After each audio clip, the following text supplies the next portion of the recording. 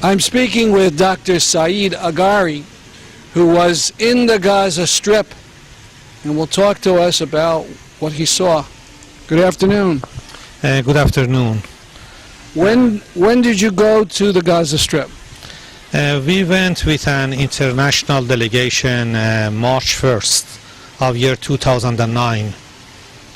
And you're a doctor. I want to go right into the question of hospitals. It's been alleged that the Israeli Defense Forces attacked hospitals in the Gaza Strip in the war in December or January. Did that happen? It had happened. We saw damages on the exterior of the buildings of some hospitals in Gaza, and also we witnessed the ambulances being completely damaged and completely ruined, and they have kept them in front of the hospital as a memorial for all the witnesses internationally. Let's get specific. Which hospitals did you see that were damaged? There was an international Red Cross hospital in Gaza City, and also we saw some other damages in pretty much everywhere we saw in the Rafah and also the Gaza City. And the ambulances we noticed in front of the hospital, because they brought them in, it was in front of the Shafa hospital, as well as University of Gaza, which was tremendously damaged. And what about Rafah? Rafah also, the attacks happens more than other places because Rafah is a border city, and because of the evidence of the tunnels over there, there are more bombings over there. Let's go back a little now, a personal background about you. You're a physician here in Connecticut? Yes, I am an emergency, board-certified emergency physician practicing in the state of Connecticut. And why did you go over to Gaza? As a humanitarian, as an international physician, feeling obliged to help my brothers and sisters around the world, I felt like I needed to go there for two purposes. Number one, to witness with my own eyes, to believe what I had heard, and number two, to help as much as I can as a human being. Now you mentioned you went as part of a delegation. Who was, or what group was involved with this delegation?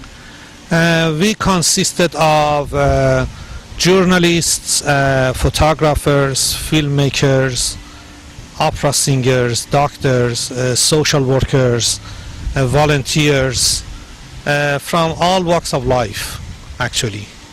You know, a lot of these delegations have great difficulty. Galloway's group was allowed in only for 24 hours. Did you have difficulty getting into the Gaza Strip?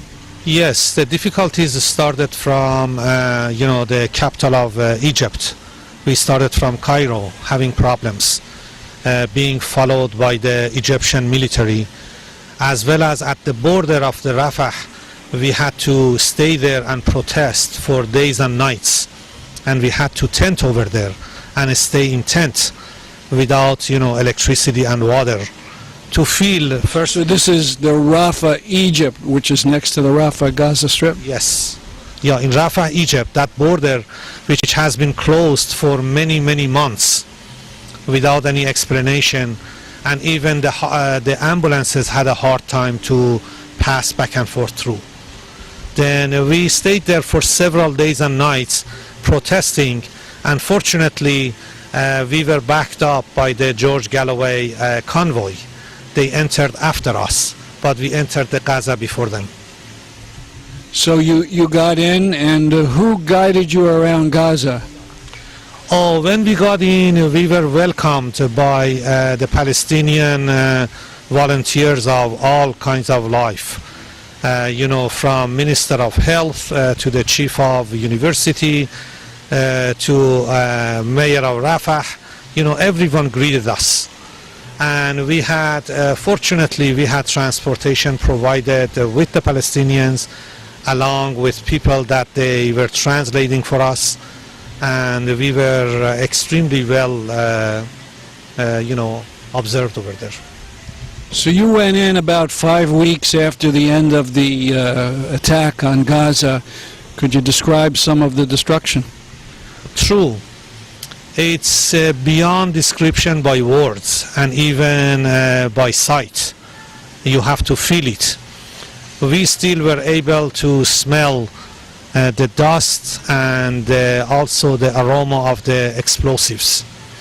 It looked like the movies that we had seen in the World War II, like tremendous bombing everywhere by tanks, helicopters, and you name it. The amount of destruction we noticed is beyond belief in an area that is the most densely populated area of the world, and with people that they have no army to defend them. As locals told us, 50,000 homes have been demolished. Roads, hospitals, clinics, markets, most kind of training institutions, universities, even animals. Where do you mean animals? They shot horses, and horses are means of life for Palestinians because they use them to pull carts. They don't have money to buy pickup vans, and that's means of transportation of people plus food for them. They even shot horses. Were you able to speak to families or people in families that suffered casualties? Many. Some of the famous ones that they have been known worldwide because of their pictures being shown all over the world, plus many other unknown ones, which I prefer to see the unknown ones because they are the ones that they needed to be heard. We saw vast majority of land being completely ruined because Gaza Strip is a beautiful land full of olive orchard and gardens, and it's a fertile land for growing all kinds of fruits and vegetables. But the olive orchards that we saw over there, they were completely burnt. From the witnesses we heard about the experts, 3,500 small factories out of 3,700 has been completely demolished and out of production. And that's why the unemployment is so high in Gaza at this moment. They can't grow food anymore. And from what we heard from the families, they can't get meat to eat for the past 2 years, which means that it's a source of protein for them, and majority of them are suffering from anemia and malnutrition because of that. Now, I understand you brought supplies with you to Gaza, your delegation. What kind of things were brought in? We brought in, mainly because we were a small delegation, we brought in water purifying systems. The reason is Gaza's water is not clean anymore, and majority of people are drinking polluted water out of choice. And because of that, they can obtain all kinds of variety of intestinal diseases, and that adds up to their nutritional problems as well. Then we try to bring some water purifying systems for clinics and hospitals mainly. And that was allowed through this material? You know, with inspection and difficulty, but that did not solve much problem because the units we brought in, they were smaller than the sizes that they really need and can use. But our idea was something is better than nothing. Now, there's obviously a blockade and a siege of the Gaza Strip. The Israelis are not allowing things in. What about the tunnels? I understand you had some experience with these tunnels.